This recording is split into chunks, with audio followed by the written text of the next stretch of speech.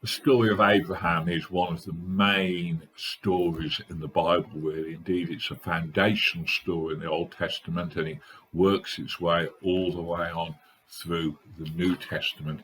I think the core behind it, and one of the things I hope we can talk about tonight, is this desire of God to always have a people. And that is shown in Genesis 11 onwards, in the call of Abraham, and how God works in and through his life to bring the Jewish nation into existence. The Jews regard him as the first patriarch of the Jewish people. So he is seen as the founder of the nation.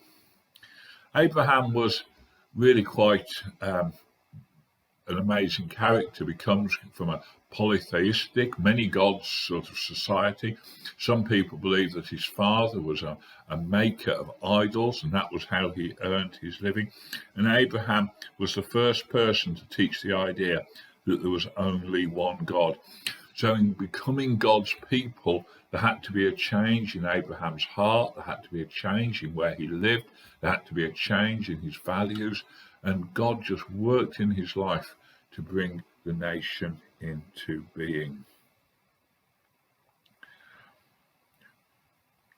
We don't really know very much about him. He came from Ur in Mesopotamia, that's modern day Iraq, and he moved to Haran.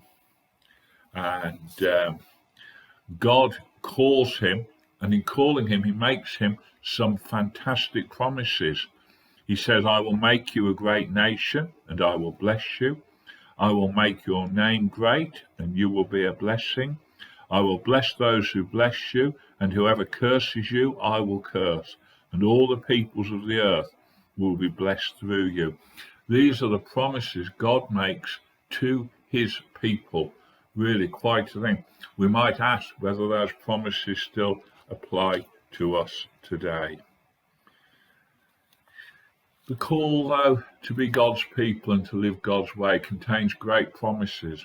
But all these promises are pretty hard to believe. How are they going to have a child when they are so old?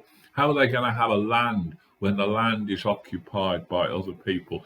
Can Abraham believe that God can do all of this and create a people for himself?